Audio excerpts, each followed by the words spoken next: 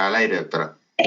Buenas noches, gracias por acompañarme hoy para hablar de rinitis alérgica agravada por contaminantes en el paciente pediátrico. Yo soy Manuela Blaya Hernández, soy alergóloga e inmunóloga pediatra, trabajo en Fundación Valle del Lili y agradezco a la Sociedad Colombiana de Pediatría esta invitación para que todos los de la sociedad podamos aprender un poquito más de esto.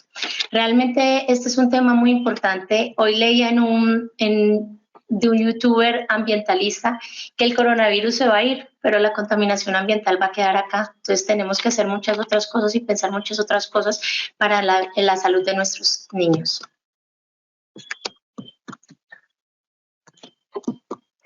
Sabemos que más o menos de 10 personas, una respira aire no seguro.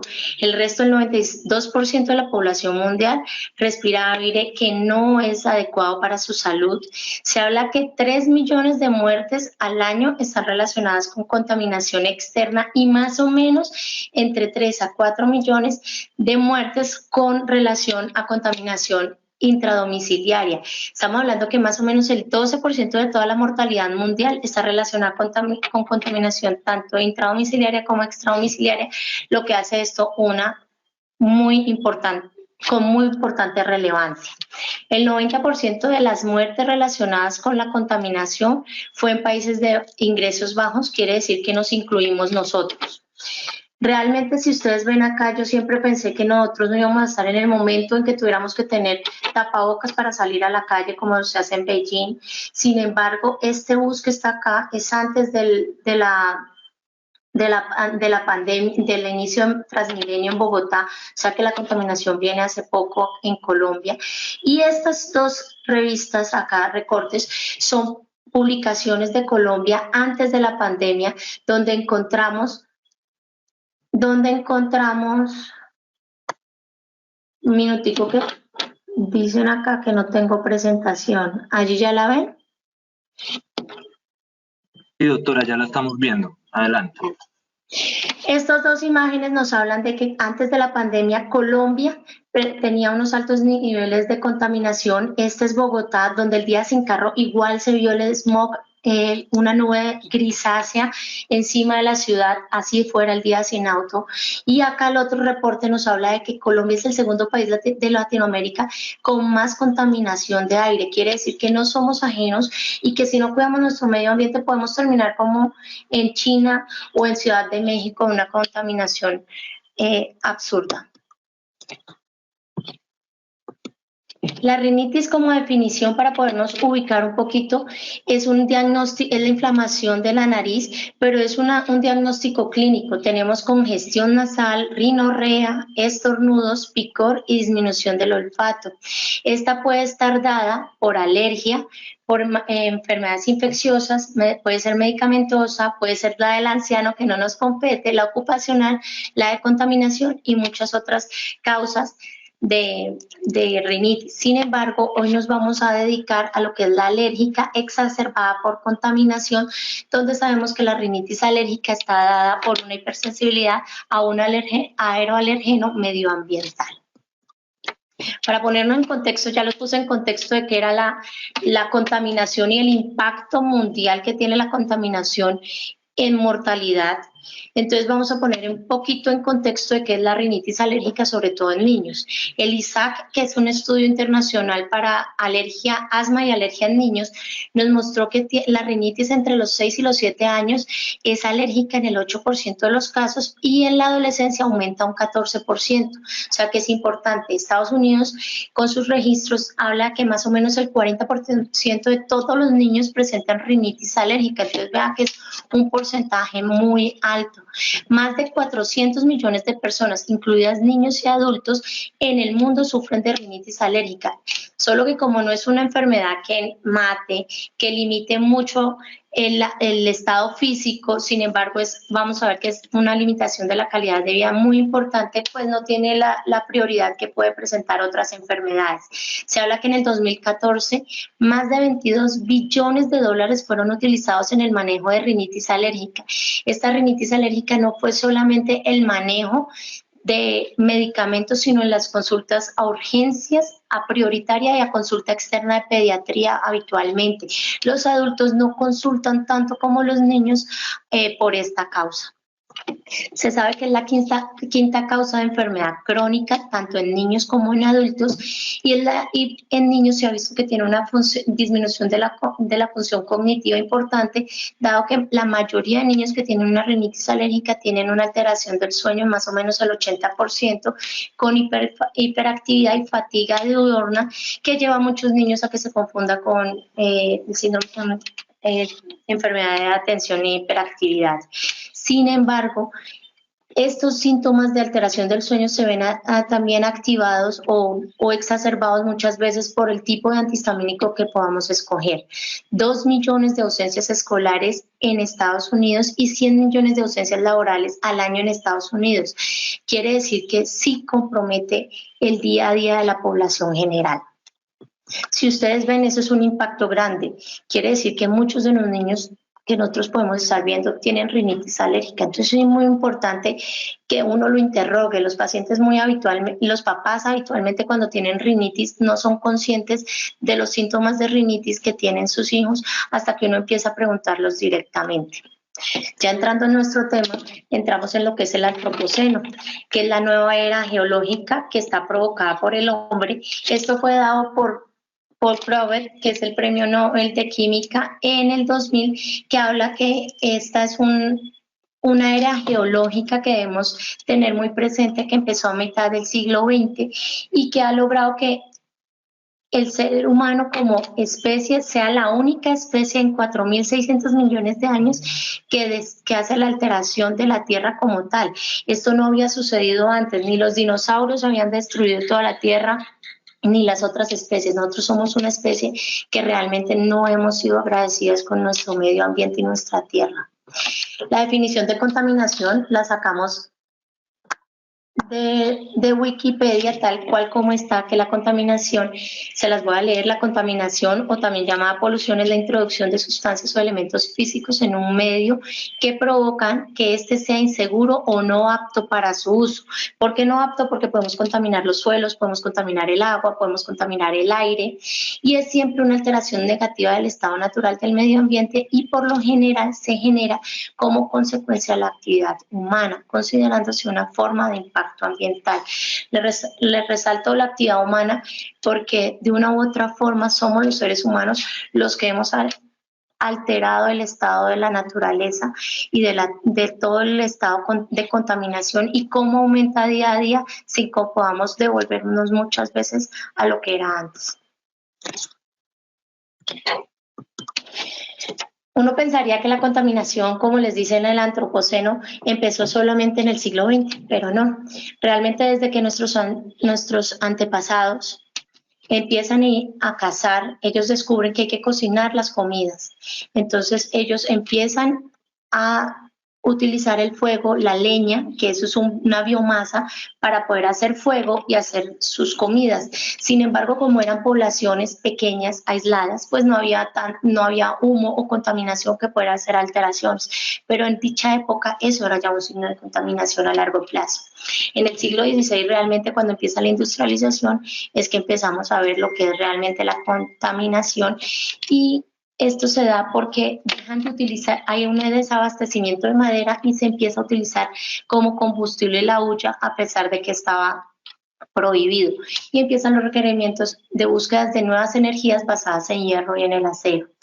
Esta foto acá al lado es la Gran Niebla de Londres en 1952, que uno pensaría que es simplemente neblina. No, realmente fue un régimen anticiclónico que hace una inversión térmica y lo que hizo fue que bajara tanto la temperatura que todas las calefacciones que habían en Londres tuvieron que ser prendidas, más toda la industrialización que tenemos, entonces llevaron a que se presentara esta niebla de forma persistente en Londres más o menos una semana, y se habla que más o menos en esta época 2.810 muertes fueron causa directa de esta contaminación. Quiere decir que es muy amplia la contaminación y que tenemos cifras desde hace mucho tiempo de este fenómeno y de sus causas como alteración de la salud.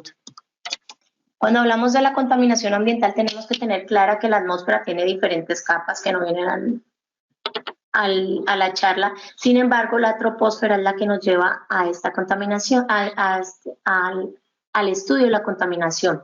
La troposfera está se habla que es desde el nivel del mar hasta 12 a 15 kilómetros sobre el nivel del mar. Quiere decir que incluimos el Everest, es donde viajan los aviones, donde van los globos, también es donde se hacen las precipitaciones de lluvia y va la contaminación. Tenemos que tener claridad que tenemos dos tipos de ozono, que es el ozono que va en la capa de la estratosfera, que es un ozono bueno porque nos protege de los rayos ultravioletas, pero está en la troposfera también se produce ozono, que es el ozono que nos contamina.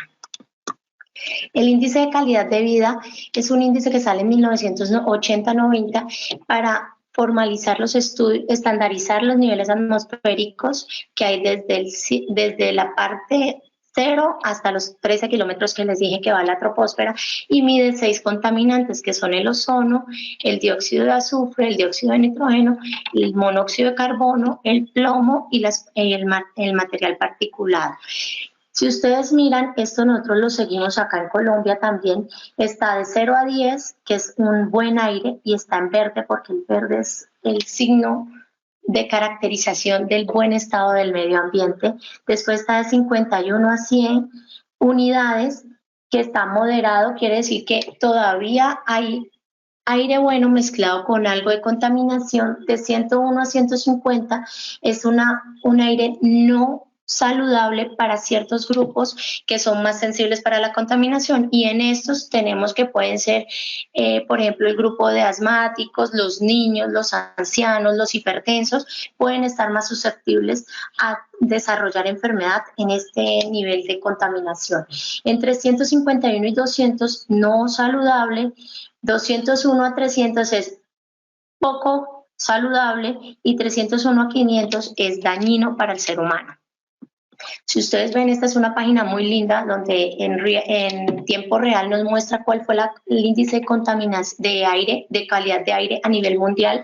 Si ustedes ven, muchos en Norte de América pueden ser verdes y amarillos, acá en Norte de Europa también, pero si ustedes empiezan a ver Asia, sobre todo China, sobre todo la India, tienen índices de calidad de aire muy malos. Acá tenemos en América Latina Ciudad de México y aquí Los Ángeles, y también contamos con la medición en tiempo real para Medellín y Bogotá. Esto es antes de la pandemia. Yo realmente quería tener las gráficas de cómo era de terrible antes de la pandemia, pero no logré captarlo. Sin embargo, el día antes de empezar la pandemia teníamos en Medellín solo una alarma en el Museo de Antioquia que tenía una de alarma para solamente grupos que tuvieran sensibilidad a enfermedades, y estaba en ese museo. Bogotá, que también tiene en el día anterior a entrar a pandemia, tenía muy buen aire, si ustedes lo ven, en todas sus áreas. Realmente no tenemos, sabemos que tenemos medición en Barranquilla, Bucaramanga, Cali, Bogotá y Medellín. Sin embargo, los únicos dos que están en esta página son Bogotá y Medellín. Los otros toca entrar por las entidades reguladoras de ambiente de cada ciudad para poder hacer la búsqueda. Realmente para Cali me demoré más de 2 horas buscando cómo llegar a un link que me diera estos datos. Entonces eso hace complicado para la gente estar investigando esto. Porque vamos a hablar de la contaminación y la alergia y la rinitis alérgica, porque eso cada día se estudia más, cada día buscamos más relaciones de por qué nos están dando rinitis alérgicas tan severas, porque están siendo tan difícil de manejo. Y hay muchos estudios, múltiples estudios a nivel mundial. Hay estudios en Europa, en Norteamérica, en Asia, sobre todo los chinos estudian mucho, hacen muchos estudios frente a la contaminación, ya dado que ellos son un área de alta contaminación. Hay estudios en Latinoamérica, en Brasil y en Perú, sobre contaminación y efectos en la rinitis alérgica como tal, los cuales han mostrado que sí tienen un agravante frente a no estar en áreas de contaminación. Sin embargo, los estudios son muy heterogéneos, miden poblaciones muy diversas, miden contaminantes diferentes, en cápsulas diferentes o áreas de exposición diferentes. Entonces unos, por ejemplo, ponen a 200 metros cuadrados, otros ponen a 100 metros cuadrados de vías grandes, otros los hacen con cámaras de exposición. Entonces, unos miden ozono, otros miden óxido nítrico, otros miden azufre. Entonces, realmente no hay una homogeneidad para poder declarar cuál es la relación exacta. La mayoría de estudios también se han enfocado mucho al asma, sin embargo, cada día se habla más de la rinitis alérgica y lo que sí se ha visto, que es claro, es que en la rinitis alérgica, el estar cerca a la contaminación aumenta la severidad de los síntomas y limita la calidad de vida mucho más que si yo no estoy expuesta a la contaminación. Eso lo vamos a ver más adelante, pero estas son las conclusiones de los estudios grandes. El saber que es un fumador activo tiene mayor riesgo de sufrir rinitis. Hay una clara relación en los niños y adolescentes que son fumadores pasivos para tener exacerbaciones de rinitis. Hay un factor de riesgo entre óxido nítrico y rinitis alérgica. No se encontró relación entre rinitis alérgica y dióxido de azufre en países asiáticos, pero sí en el resto del mundo, muy probablemente por el tipo de medición y los momentos de medición, y la relación clara entre rinitis alérgica y material particulado, sobre todo de 2.5 a 10 micrones. ¿Cómo se han clasificado los contaminantes? Han sido por origen, entonces tenemos los primarios que son contaminantes emitidos directamente a la atmósfera, entonces ahí tenemos el dióxido de azufre, el CO2 y otras partículas pequeñas. Y secundarios podemos tener es el ozono, que necesitamos el dióxido de nítrico, asociado a un fotoquímico y entonces me desarrolla el ozono, o el diésel, que son partículas que necesito mezclas para poder desarrollarlo. También se han dividido en fuente intradomiciliaria y extradomiciliaria para poder saber más o menos medir qué tanto impacto tienen en las personas. Entonces, habitualmente intradomiciliarios como cocino, qué materiales uso, si hay cigarrillo, si uso productos o no de aseo. En las extradomiciliarias habitualmente son automóviles e industrias. También está el tipo de gases o partículas. Y realmente hay otro que es tipo de fuentes que sí es natural, entonces tenemos polvos que contienen materias biológicas como los ácaros, las esporas, los pólenes, las mismas tormentas eléctricas, tormentas de arena, están las agrícolas que son los insecticidas y herbicidas, y están las tecnológicas que son procesos industriales de todo tipo. Si ustedes miran, más o menos todo se va revolviendo ahí entre todos de qué es primario, qué es secundario, pero más o menos entre intradomiciliario, extradomiciliario y naturales, agrícolas, tecnológicos vamos a tener los mismos contaminantes básicos. El humo del tabaco me parece importantísimo, dado que estábamos en las semanas de disminuir el cigarrillo en los chicos, que cada día está más ampliamente utilizado en ellos. Se habla que el 14 al 40% de los adolescentes de 13 a 15 años son fumadores activos a nivel mundial y el 25% han iniciado el hábito a los 10 años. Y esto es por hacer ejemplo de sus padres o ver que sus padres fuman o que el ámbito social los está empujando a eso. Y como les decía antes, el 14% de la rinitis alérgica es atribuible a ser fumador activo. Aquí tenemos los contaminantes, los que son gases o vapores, que es el monóxido de carbono, el dióxido de carbono, benceno, acetona, y las partículas, material particulado, que es nicotina, fenol. Todo esto es lo que contiene un cigarrillo y que va a salir no solamente al medio ambiente, sino que va a ser aspirado. Y acuérdense que más adelante les voy a decir que el material particulado tiene la característica es que es mucho más dañino dependiendo del tamaño. En los aparatos de combustión, aquí esto a mí me llama mucho la atención, que uno piensa que estamos en el siglo XXI, que hemos avanzado mucho a nivel mundial, y se habla que todavía 3.000 millones de familias cocinan y calientan sus hogares con fuego abierto y cocinan con biomasas que son de carbón o madera, y 3.8 millones de personas año mueren asociados a contaminación intradomiciliaria, o sea que es altísima esa contaminación que tenemos. Y uno pensaría que está alejado de esto, pero vea, son aparatos de calefacción como la utilización, chimeneas con ventilación inadecuadas, cuántos tienen finca y tienen la chimenea y no le hacen el mantenimiento adecuado anual, calderas de mal estado, estufas de leña o carbono de otras biomasas, calentadoras de queroseno sin ventilación, calentadores portátiles de gas, cuántos quemamos en casa y prendemos velas e inciensos en nuestra casa. Eso es una contaminación grandísima intradomiciliaria, y lo que vamos a ver es que van a liberar monóxido de carbono, dióxido de nítrico, van a tener material particulado, vamos a tener dióxido de azufre, o sea que vamos a tener más o menos lo mismo que tenemos que si estuviéramos al lado de una industria mayor. Los vapores químicos, algunos materiales de la construcción y de la elaboración de muebles pueden tener formaldehído, que es un vapor que va a unirse más adelante para formar ozono.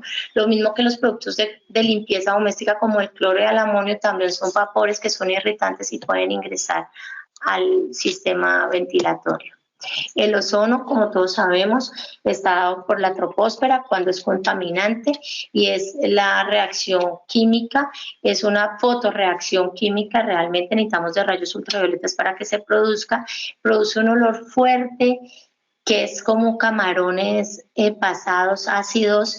Realmente el ozono bueno, el de la estratosfera, es inoloro, el que tenemos en la troposfera, que es el contaminante, huele feo, es producida por la quema de combustible, se conoce como el smog fotoquímico y es el humo negro que vamos a ver, por ejemplo, en la foto que les mostraba inicialmente. Es el mayor contribuyente al calentamiento global, y se ha visto que es muy relevante en los sitios o en las áreas donde hay periodos de sol o de verano muy prolongados. Allí hay más exposición para esto, así hayan pequeñas industrias o fortalecimiento de esto. Y la mayoría de estudios del ozono están dados para el asma, porque este se deposita en el tejido alveolar. El dióxido de azufre es un gas incoloro, pero tiene una irritación marcada, es un olor irritativo, es el que mayor contribuye a la lluvia ácida, y es derivado de la combustión de carbono, petróleo, diésel o gas natural. El dióxido de nitrógeno es un contaminante tanto interno y externo. Ustedes ven que la mayoría son internos y externos, excepto el ozono. Es combustión de vehículos a motor, las plantas eléctricas, ya sean de diésel o de gasolina, van a llevar a liberar dióxido de nitrógeno. El cigarrillo, la madera, el gas, es el precursor del ozono troposférico que ya les había dicho, y es el gas color amarillo marrón que sale de las industrias, habitualmente lo podemos reconocer fácilmente. Es por la medición del dióxido de nitrógeno que las empresas y las fábricas tienen que tener unas chimeneas especiales para disminuir esto en la troposfera. El material particulado son mezcla de partículas líquidas y sólidas que se liberan y van a estar divididas en gruesas, finas y ultrafinas.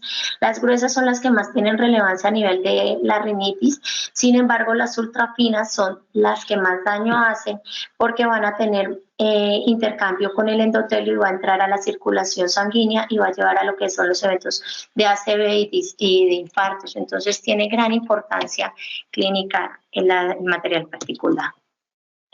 Pero, ¿qué es lo que pasa con este efecto de cambio climático a nivel de los alergenos? Entonces, esta chica no es que estuviera con tapabocas porque estamos en pandemia de COVID, es básicamente porque en la época polínica a nivel mundial, pues se les ha recomendado a mucha gente que salga con tapabocas para disminuir la afectación que van a tener. Pero ¿qué ha hecho el cambio climático? Con el cambio climático la Tierra se ha hecho más caliente, se ha perdido, se han perdido los polos, hay más calor a nivel de la Tierra. Entonces eso ha hecho que haya una estación polínica más larga, empieza más temprano y termina mucho más tardíamente, lo cual hace que haya lluvia, y esto permite que la lluvia permite que haya un choque de los pólenes y estos pólenes se vuelvan más pequeños y puedan ingresar más rápidamente al sistema respiratorio o que se adhieran a las partículas de contaminación e ingresen más rápido a nuestro sistema respiratorio. Hay aumento de la concentración de polen por esto mismo y se ha visto que cuando se une el polen con la contaminación hay mayor alergenicidad del polen, hay aumento de las tasas de germinación y lo otro que ha hecho el cambio climático y también la universalización de toda la especie humana es que hay alteración de la distribución de árboles. En Colombia antes no teníamos olivos, entonces ya tenemos olivos, ya tenemos plataneros que hemos ido trayendo porque son bonitos, porque nos gustan, entonces vamos trayéndolos a Colombia y eso también va a generar a largo plazo que tengamos más componente polínico en nuestras alergias respiratorias. Pero ¿qué cambios fisiopatológicos realmente hace a nivel de la mucosa la contaminación? Depende del tipo de contaminante, vamos a tener los estudios que nos hablan de esto. Entonces, por ejemplo, el humo del cigarrillo, se habla que aparte de que me va a hacer todo un estrés oxidativo, tiene una marcada disminución de vitamina D, que aumenta la toxina finalmente, aumenta la apoptosis, disminuye el crecimiento del epitelio nasal, lleva a una parálisis ciliar con una disminución del intercambio del transporte iónico de cloro, entonces permite que haya esa disrupción y pase más fácil tanto el contaminante como el alergeno. Cuando hablamos de TRAPS, que son las partículas asociadas al tráfico, que el más importante y el más estudiado ha sido el diésel, partículas de diésel, este tiene una característica súper importante, es que me aumenta primero el TH17 y después tiende a llevar al paciente a un TH2, que el TH2, como lo sabemos, es de predominio alérgico, la probabilidad de aumentar la atopia en los pacientes. Y entonces me aumenta la interleuquina 6, la interleuquina 18, que me hace disrupción también del epitelio nasal y va a permitir también más ingreso del diésel, del contaminante y del alergeno. Y las partículas, el material particulado tiene una característica importante, es que puede actuar también de dos formas. O me activa la superfamilia de la interleuquina 1, liberando interleuquina 33, que me va a llevar a que tenga más interleuquina 3, interleuquina 5, interleuquina 4, que como sabemos son citoquinas clínicas, principalmente de alergia, y van a llevar a una mayor disrupción del epitelio nasal con quimiotaxis para eosinófilos, macrófagos y neutrófilos. Pero también ese material particulado tiene una característica que también puede ser y se ha estudiado en las épocas de mayor contaminación e infecciones respiratorias porque se ha visto que bloquea el TLR9 y permite que haya más susceptibilidad a las infecciones virales. Todos, no importa cuál sea el contaminante, va a llevar a la disrupción del epitelio nasal, va a llevar a que no haga una regulación de los radicales libres de estrés de oxígeno y me va a llevar a un estrés oxidativo que finalmente me va a llevar a una liberación de factor de necrosis tumoral alfa y activar mucho más la vía de la cascada alérgica, inflamatoria, perdón. Cuando vamos a hablar ya como tal de alergia y contaminación, como es la fisiopatología, entonces el más estudiado, lo que les decía, es las partículas de diésel que pueden transportar el alergeno. Inicialmente estudiado fue los pólenes, pero cada día se hacen más estudios con ácaros, pero lo que se ve es que se unen y hacen un sinergismo. Adicionalmente, como les decía antes, el diésel puede permitir una desviación del sistema de esa persona que tenía una predisposición TH1 a una predisposición de TH2 que me va a llevar a la liberación de más citoquinas TH2, que cuando yo tengo ese alergeno, que lo vuelvo mucho más potente porque viene unido al diésel, pues me va a llevar a una degranulación más marcada de los mastocitos de ese paciente que ya previamente es sensibilizado, entonces hace una granulación más masiva, una liberación de histamina que se ha visto a nivel de tejido nasal, que es hasta 3 veces mayor que sin el diésel. Acá lo que muestra esta gráfica básicamente es que cuando tengo el diésel más el alergeno, tengo mayor número de síntomas que si tengo el alergeno como tal en la escala de síntomas nasales como tal y es significativo realmente clínica y estadísticamente significativo. Pero ¿qué recomendaciones hay? Uno podría decir que no hay recomendación exacta, que qué podemos hacer si es que la contaminación existe, pero podemos darle unas recomendaciones a nuestros pacientes y a sus familias.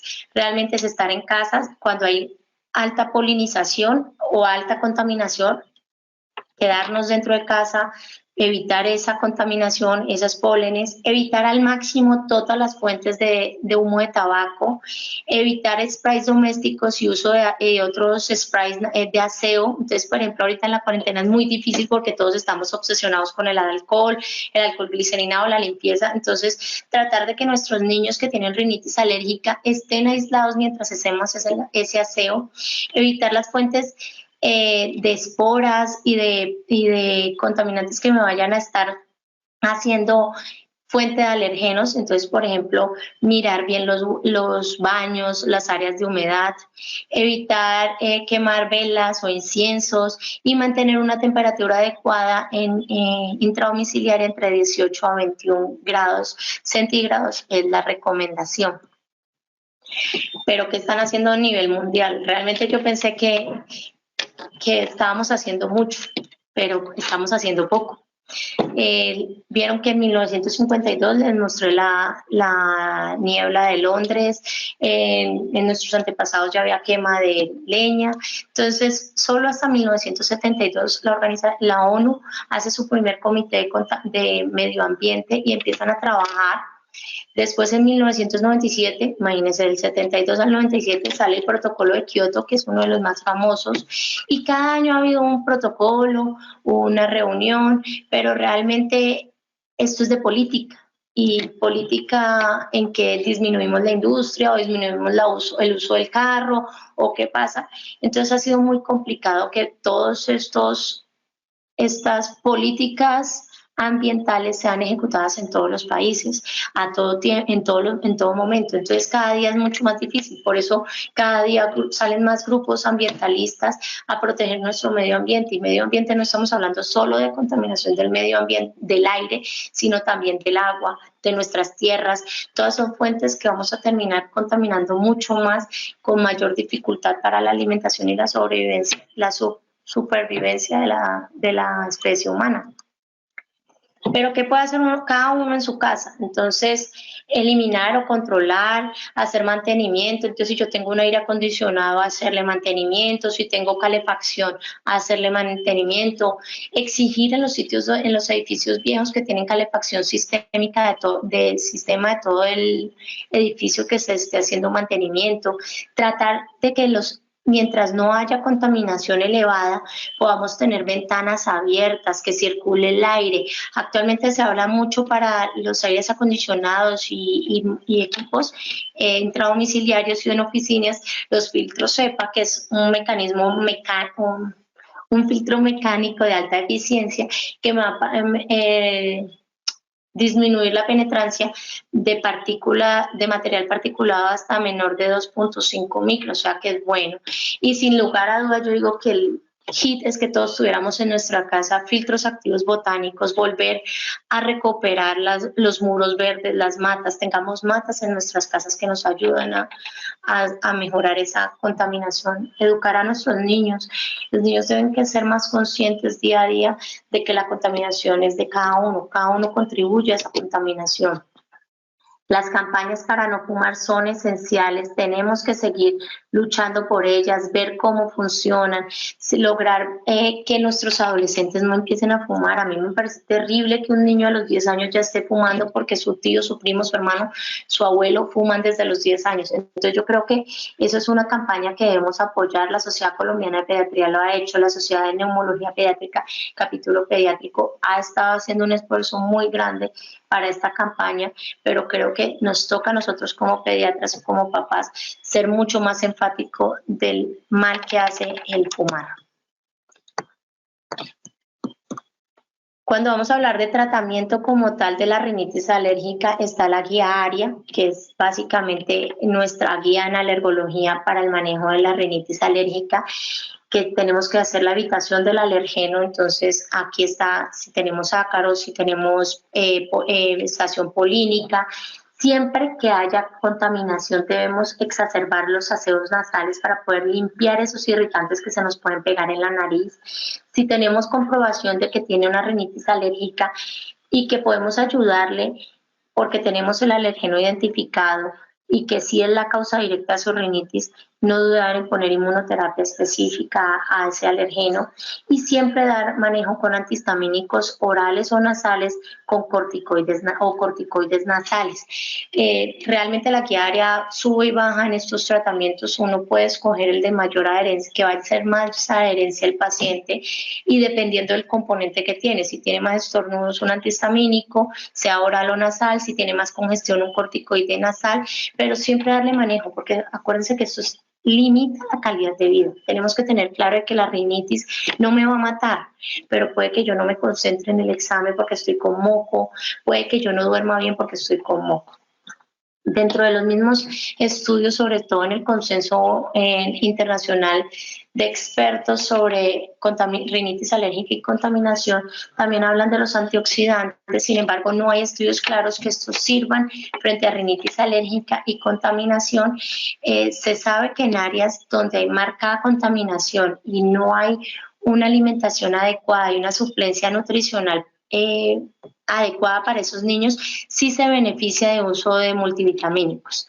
Y por último está la fexofenadina como un antihistamínico no sedante de segunda generación, que es el único antihistamínico que tiene en el momento estudios frente a la actividad y la disminución de estos síntomas. Este es un estudio que recoge 260 adultos, no hay evidencia concreta en niños, pero pues es algo para guiarnos, donde cogen el paciente que es alérgico a la ambrosía, lo provocan fuera de la estación polínica, hace sus síntomas, hacen su reporte de síntomas, después dentro de una cámara de exposición a diésel, lo ponen el diésel, hacen una provocación nuevamente con diésel y la ambrosía en un segundo periodo y miden esos síntomas y posteriormente hacen otra exposición en otro momento dando preexposición tratamiento con fexofenadina y lo exponen al diésel y al alergeno, a la ambrosía.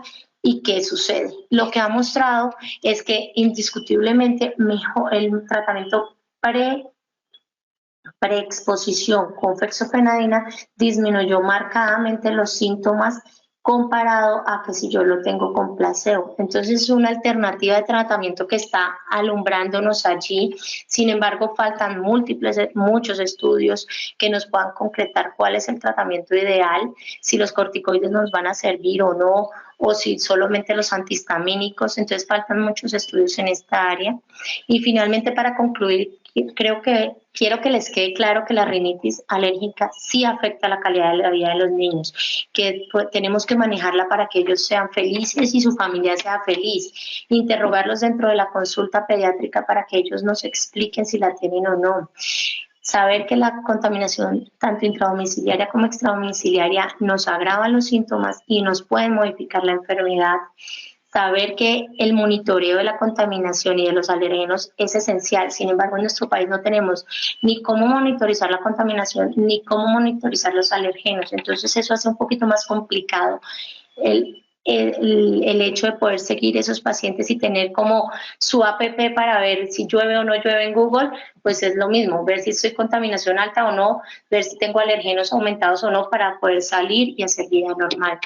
La fexofenadina se ve como un vislumbre de un tratamiento para estos síntomas, pero sin lugar a dudas necesitamos más estudios que sean más homogéneos, que nos vayan mejorando la luz de cuál es la fisiopatología, así establecer un tratamiento y sobre todo hacer estudios en nuestro medio, que son poblaciones totalmente diferentes a las estudiadas. Y como dice Rocky, verde es mi color y debemos educar a nuestros hijos a que cuidemos el medio ambiente. No, este es Breathe Life 2030, es una ONG donde lo que pretende es cambiar la concepción de qué es el medio ambiente y cuál es su protección. Entonces antes eran 4 R's, ahora son 5 R's, es reducir la utilización de cosas, reciclar, reusar, recuperar y rechazar. Si a mí me ofrecen un plato desechable, no gracias, tráigame de papel o tráigame una bandeja. Entonces es ir cambiando los conceptos que tenemos para ir mejorando. Vamos a ir resolviendo las dudas que tenemos para si tienen preguntas. Hay bastantes preguntas, entonces. Un minutico, acá yo las leo.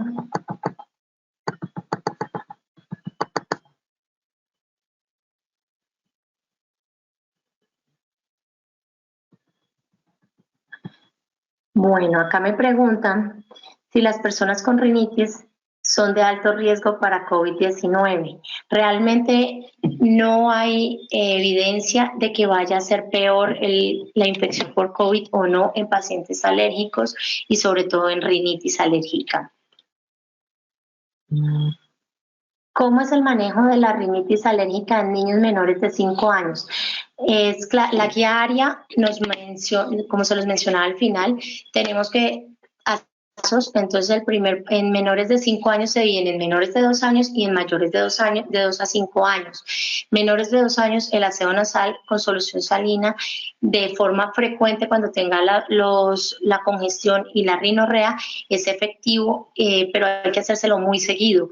Nosotros tenemos mucho miedo los papás tenemos miedo del spray nasal frecuente, pero realmente es educar a los padres de que podemos hacer mezclas de isotónica e hipertónica cuando tenga mucha congestión nasal y rinorrea y les mejora. Ya en mayores de 2 años, que ya están los estudios y la seguridad de los corticoides nasales, ya podemos empezar con corticoides a partir de los 2 años. ¿Qué pasa con los antihistamínicos? Los antihistamínicos se pueden utilizar en menores menores de 5 años desde los 6 meses, son muy seguros. Sin embargo, lo que se ha visto es que cuando son solo rinitis, mejoran con el antihistamínico, pero corremos el riesgo de que si tienen tos asociada o cuadros infecciosos, porque recuerden la clasificación que les di de rinitis, si era alérgica, si era infecciosa, la mayoría de niños pequeños tienen más rinitis infecciosa y si les damos antihistamínicos pueden engrosar un poquito el moco y hacer mucho más difícil su manejo. Sin embargo, también se pueden utilizar. Y en mayores de 2 años, los antihistamínicos nasales, orales o con corticoides les va muy bien para la sintomatología.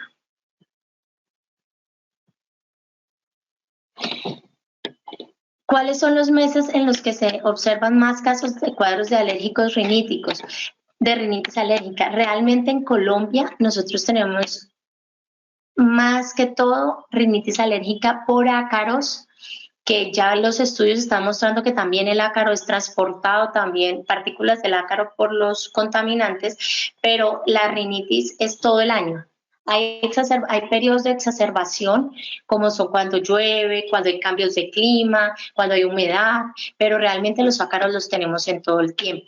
Cuando hay polinización, realmente se piensa que en Colombia tenemos polinización todo el año, que tenemos muy pocas rinitis alérgicas a pólenes y a gramíneas de árboles. Cada día vamos a tener más por los cambios climáticos, pero habitualmente son cuando hay esa temporada seguida de lluvia, es cuando más polinización tenemos. Realmente la fexofenadina no es que sea la única opción, sino que la única que está en estudios y que ha publicado estudios de rinitis alérgica exacerbada por contaminación es la fexofenadina. De resto, no tenemos evidencia y no es que sea la única. Si yo tengo un niño con una rinitis alérgica de 3 años que no tiene calidad de vida, uno puede probar con los diferentes antihistamínicos, solo que el único que está estudiado y siendo rigurosos es la fexofenadina, pero realmente uno podría utilizar cualquier antihistamínico que me disminuya los síntomas nasales como tal. La fexofenadina se puede utilizar, aquí me están preguntando que la fexofenadina de qué edad se puede usar y cuántas veces al día. Realmente la fexofenadina se puede utilizar desde los 6 meses igualmente, se puede utilizar o una vez al día o 2 veces al día, depende de la dosis que le des, puede ser cada 12 horas o cada 24 horas. Para rinitis se utiliza cada 24 horas, mientras que para urticaria otras enfermedades alérgicas se usa cada 12 horas. Aquí me preguntan qué tan cierto es la alergia al frío, qué hacer ante estos casos, ya que solo cuando hace frío a mi hijo se le genera la rinitis. Realmente no es que sea alérgico al frío como tal, sino que los cambios de temperatura o el frío permiten que hayan o más irritantes o haya más exposición a los ácaros o a un alergeno determinado. Entonces, por eso se exacerban cuando hay ese cambio de clima o hace frío. ¿Qué papel tiene la limpieza nasal con solución salina en este tipo de pacientes? Era lo que les explicaba. Realmente en rinitis alérgica exacerbada por la contaminación, el aseo nasal es esencial. Si antes solo en rinitis alérgica uno lo utilizaba mucho, yo soy amante del aseo nasal, tanto en niños chiquitos como en niños adultos, en niños grandes, sino que es muy molesto para el niño que yo le pongo un corticoide nasal, ponerse el spray nasal de corticoide y antes de eso haberse puesto la solución salina. Entonces los niños no es que amen mucho ponerse un spray nasal, sea corticoide o sea solución salina. Entonces yo sí les hago en pequeños mucho aseo nasal y con contaminación, la rinitis alérgica exacerbada por contaminación, cada día se habla más del aseo nasal persistente durante esos picos de contaminación para quitar el material particulado que es grande de 10 micras que quedan en las fosas nasales. Entonces para eso nos sirve muchísimo. ¿Cómo mejorar el porcentaje de diagnóstico de los pacientes pediátricos si no presentan síntomas tan evidentes? Realmente yo les doy diario. Cuando los papás tienen la duda, yo les doy diario, pero realmente yo le pregunto a los niños si se rascan, si sienten que una nariz se tapó, luego la otra, si tienen una sensación de que les pica atrás de la garganta o que si tienen mucho achis, y ellos van relacionando. Cuando los papás tienen rinitis, los niños, como les decía, no perciben los papás tanto la sintomatología, sino que llegan porque tiene tos, o porque cuando corre se ahoga, más por síntomas de hiperreactividad, pero cuando uno empieza a interrogar es que respiran mal, es que respiran es por la boca, entonces claro, el aire frío les llega al pulmón directamente, entonces todo eso nos ayuda a identificar un poquito. Y yo les doy un diario de síntomas cuando no hay claridad por parte de los padres o no me queda claro por parte del niño qué es lo que me dice, entonces qué dice si he tenido piquiña nariz, si tengo mocos, si tengo congestión, si siento que la nariz se me tapó, si tengo piquiña en la garganta, y ellos me van escribiendo durante un mes el día que tienen ese síntoma y qué hicieron para ese síntoma. Entonces ahí uno va organizando un poquito más los síntomas para poderlo diagnosticar. Lo otro es que siempre les pregunto cómo les va en el colegio, cómo es el rendimiento académico, si es malo, si es bueno. Siempre pregunto, son signos indirectos. Siempre les pregunto si son inapetentes, si les gusta echarle más sal o limón, o les gustan las cosas adolescentes, porque acuérdense que disminuye el olfato y el olfato es una parte esencial del gusto. Entonces esos niños tienden a hacer piquis con la comida un poquito y le echan más sal para poder tener la sensación del alimento o el sabor como tal. Y lo otro que les pregunto siempre, si roncan o si se mueven mucho y se acomodan y hacen muchos despertares en la noche, porque les dije el 80% van a tener alteración del sueño. Entonces es una forma buena pues de ir uniendo cabos de si tienen los síntomas o no. ¿Qué corticoide nasal recomiendo? Realmente todos son buenos. Hay unos que tienen menos sabor que otros, hay unos que tienen más propelentes que otros, yo con todos peleo. Todos los corticoides nasales peleo porque todos han pensado en adultos y no en niños, entonces tienen el pitico, como le llamo yo, el sitio donde sale el spray es muy gordo, muy largo, les da susto a los niños pequeños. Entonces yo siempre he dicho que piensan en adultos y no en niños, pero que todos son muy buenos realmente. El spray de antiácaros sí funciona realmente para recomendaciones medioambientales. El antiácaros funciona si yo lo tengo en contexto con todas las medidas medioambientales de recomendación y evitación de los ácaros. Si yo utilizo solo el matácaros, el antiácaros, realmente no me va a funcionar porque el antiácaros hace como los champús para piojos. Me mata el piojo, pero me deja el huevo, entonces en 2 semanas voy a tener el mismo bichito ahí. Entonces, realmente solos no funcionan. Y segundo, si es por rinitis alérgica, eso es un spray, tiene un propelente, es muy irritante para la nariz y es un contaminante, suelta un formaldehído, entonces puede hacer una exacerbación de los síntomas.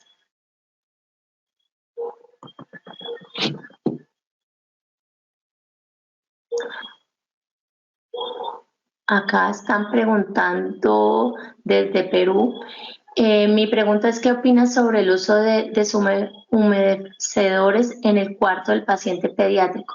Realmente no hay una evidencia clara que funcione sobre los humidificadores y los manejos del microambiente intradomiciliario. Sin embargo, hay algunos reportes que hablan que sí funcionan cuando es por ácaros o cuando son polínicos y estamos en alto grado de contaminación y no podemos cerrar las ventanas o los sitios donde vivimos, pero realmente no hay evidencia clara de que funcionen.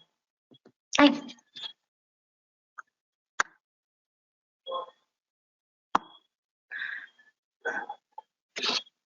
¿Qué utilidad tienen las pruebas cutáneas en rinitis alérgica? Realmente muchas. No había tanto tiempo para hablar de esto, pero realmente lo más importante en la rinitis es aclarar si es alérgica o no. Y las pruebas cutáneas para neumoalergenos son muy buenas. Podemos medir ácaros, diferentes tipos de ácaros, pólenes, gramíneas, esporas, entonces Cladosporium, Penicillium, Aspergillus. Podemos medir epitelios de animales que también todos son contaminantes y cucaracha, lo cual nos da una posibilidad de diagnóstico claro de la rinitis alérgica.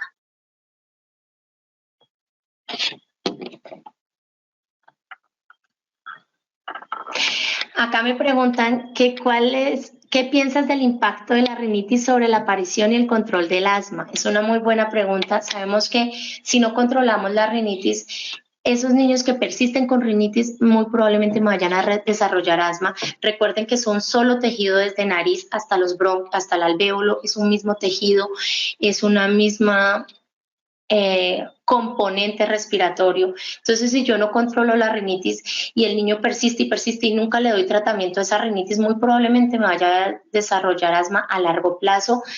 Entonces, sí creo que tienen un impacto y que si uno tiene un niño también con asma y no le maneja la rinitis, muy probablemente no va a compensar muy bien el asma. Entonces, los dos van de la mano y van facilitando sus manejos. Si yo no manejo el asma y manejo la rinitis, no hago nada. Y si manejo la rinitis pero no manejo el asma, tampoco.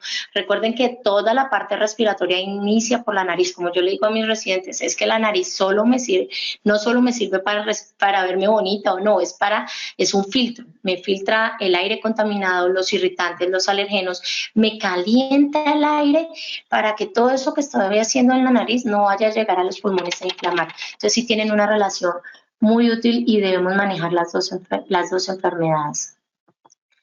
La suplencia de vitamina D tiene efectividad como manejo adicional. Realmente cuando uno mira los consensos y cuando mira los estudios, no hay nada de claridad con la vitamina D como antioxidante. Se sabe que es útil en los países donde no tengo una suplencia adecuada de alimentación o no tengo suplencia de sol. Yo siempre pensaba que la vitamina D es solamente para los nórdicos y que nosotros estamos en el trópico, pero realmente yo estudio la vitamina D en alergia alimentaria y cada día me doy cuenta que tenemos más deficiencias e insuficiencias de vitamina D. Entonces uno tiene que garantizar, definir si tiene una deficiencia de esto y suplementarla, pero en el manejo de la rinitis alérgica por contaminación no se ha visto que sea un impacto muy grande. La rupatadina es un muy buen antihistamínico. El problema es que administrativamente entra y sale del mercado, pero es un muy buen antihistamínico de acción muy rápida. Les va muy bien también a los niños.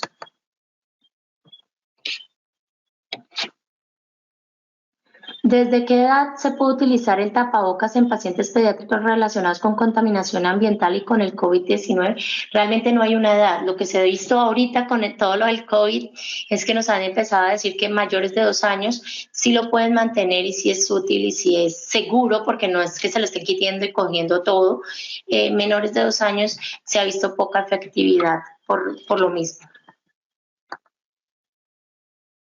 ¿Por cuánto tiempo usar los esteroides nasales? Esa es una muy buena pregunta, la hemos discutido en el grupo donde trabajo en fundación y realmente no hay un tiempo.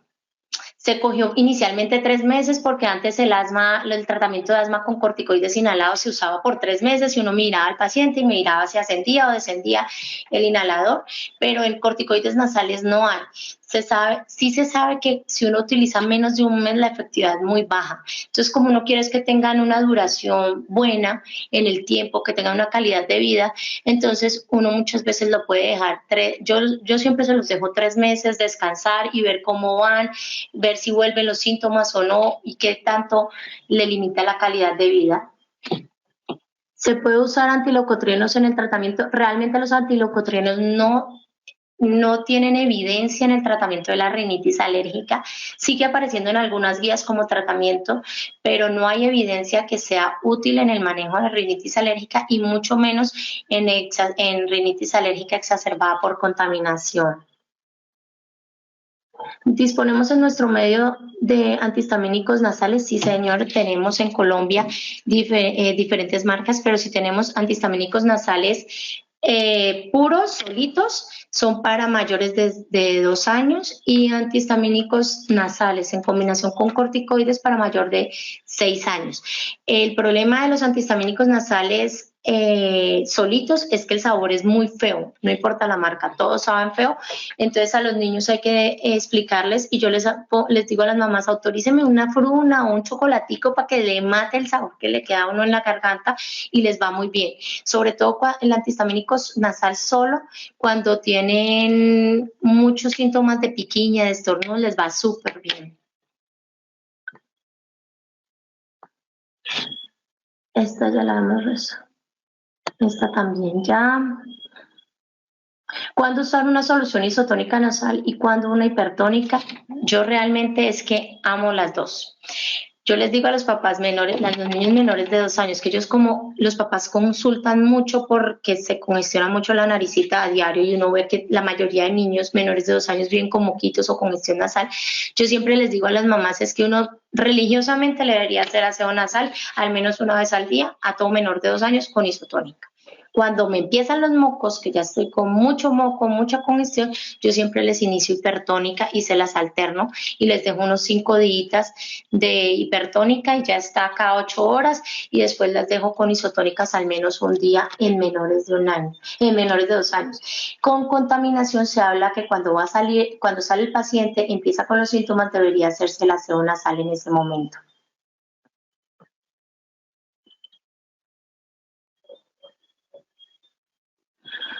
¿Hay alguna relación de la rinitis con las adenoides? Esta es una pregunta que nos hacen desde Costa Rica. Realmente sí, sobre todo en menores de 5 años, cuando tenemos una rinitis muy marcada. Acuérdense que esto les dije que era un filtro nasal de todo lo del medio ambiente y las adenoides son nuestro tejido linfático a nivel de vía respiratoria superior. Entonces, cuando tenemos muchos cuadros respiratorios infecciosos, sobre todo, hay un crecimiento de adenoides. Muchos niños, si no mejoran con el corticoide nasal, mejoran muchísimo de su parte respiratoria y congestión nasal y todo eso con cirugía.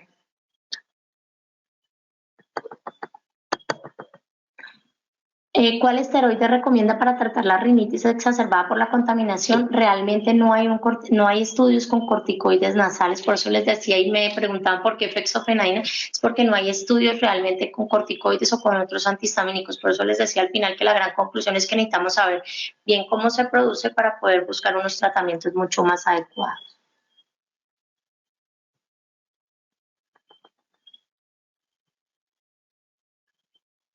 Aquí me preguntan, ¿cuál es la causa de las ojeras y cómo mejoramos este signo de alergia marcado en algunos niños? Realmente ese es un signo indirecto de alergia y básicamente está dado por ahí una diástasis del sistema venoso porque hay mucha congestión a nivel facial, a nivel de los senos paranasales, nasales, entonces no circula rápidamente la sangre. Pero como yo les digo a los papás, no podemos decir que es un signo claro de alergia porque querríamos decir que todos los árabes que tienen unas super ojeras serían alérgicos. Entonces realmente sí es un signo indirecto.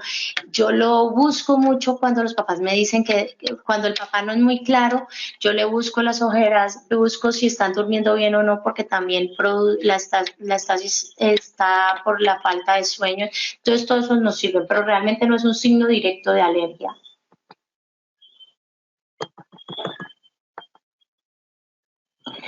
¿Por cuánto tiempo se puede usar la fexofenadina en pacientes que se controlan con este medicamento? Realmente los antihistamínicos, incluida la fexofenadina, son medicamentos muy seguros, muy estudiados.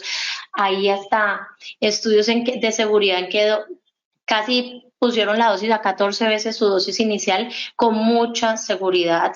Realmente en estos estudios de exacerbación, de rinitis polínica exacerbada por contaminación, lo utilizaron preexposición. Se habla que, por ejemplo, en Europa, que la estación polínica es la primavera, se debería empezar un mes antes. Entonces, entre enero y febrero empezar los antihistamínicos y dejarlos hasta que termine la estación polínica. Sin embargo, no hay estudios todavía tampoco en rinitis exacerbada por contaminación, tiempos exactos de cuánto tengo que utilizar el antihistamínico. Con 2 años de rinitis alérgica, ¿qué tiempo mínimo de la fexofenadina? Realmente no, es lo que les decía, no hay estudios, pero en niños menores de 2 años yo se los pongo por cortos periodos. Yo les digo a los pacientes que los antihistamínicos son como el Dolex. Yo tengo dolor de cabeza, me tomo el Dolex, me mejora, pero no quiere decir que mañana no vaya a tener recaída. Eso pasa con los antihistamínicos. Lo uso hoy, me va a mejorar, pero no quiere decir que en 12 horas o mañana vuelva a tener los síntomas de rinitis. Entonces uno los debe dejar por lo menos una semana cuando están en la época polínica o cuando tengan crisis de rinitis, mientras hace efecto adecuadamente el corticoide nasal. La olopatadina nasal es eficaz, sí, es efectiva. Yo realmente poco la he utilizado, pero sí los estudios muestran que sí es efectiva a nivel nasal y en controlar síntomas. Muchos de mis pacientes son cuidados por los abuelos fumadores. La mamá me dice que la abuela fuma, pero sale de la casa en el momento de fumar. Realmente eso es igual.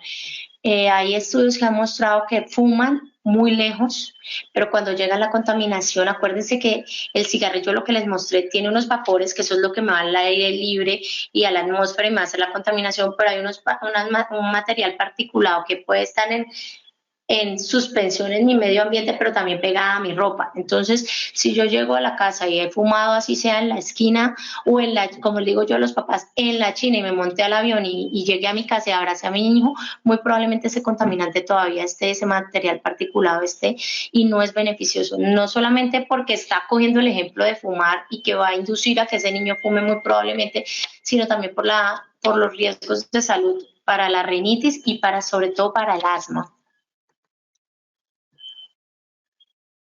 ¿Cuánto tiempo expele el fumador los tóxicos del cigarrillo? Es lo que les decía. Sin embargo, hay un estudio muy viejo, pero el papá fumó en China, se monta un avión, llega a Londres, le quitan la ropa, la lavan y 72 horas después de lavar la ropa está el mismo tóxico en la ropa, similares a los que estaban en la China, entonces, cuando fumó.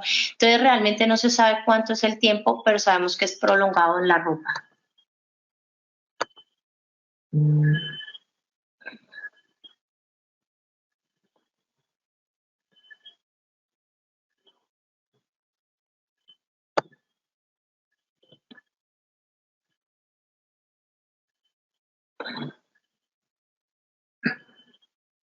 Buenas noches, teniendo en cuenta que muchos pacientes con hipertrofia de adenoides son riníticos alérgicos, el uso de esteroides nasales, ¿cuánto tiempo después de la cirugía? Habitualmente yo se los dejo que se los inicien a la semana, 2 semanas de la cirugía y se los dejo un mes y veo cómo les va para saber sí han controlado un poco los síntomas, sobre todo los nocturnos. ¿A partir de qué edad se recomiendan realizar las pruebas cutáneas? Para la parte neumoalergenas, uno los puede hacer en cualquier momento de la vida, sin embargo, tienen gran utilidad cuando son para determinar si son asma, para ver las sibilancias precoces van a ser persistentes, utilizamos desde los 2 años. Y en rinitis también yo los hago entre los 2 y los 3 años porque antes de esto no le voy a cambiar conducta alguna. Realmente yo trato de postergarlo un poquito más para o sea, yo no voy a cambiar las recomendaciones que le puedo dar a mi paciente en un momento dado a los 2 años, si tengo claro que son los ácaros o que es infecciosa, si los vamos a manejar igual, ya que si los hago a los 3 o 4 años, esas pruebas de alergia que me confirmen o me nieguen la sensibilización alérgica. Papel de las mascotas como desencadenante de la rinitis alérgica. Cada día se habla de que los animales son un protector para la parte alérgica, sin embargo, cada día también con el advenimiento de la llegada de los gatos a nuestro medio, porque no teníamos muchos gatos, se ha visto cada vez más alergia, rinitis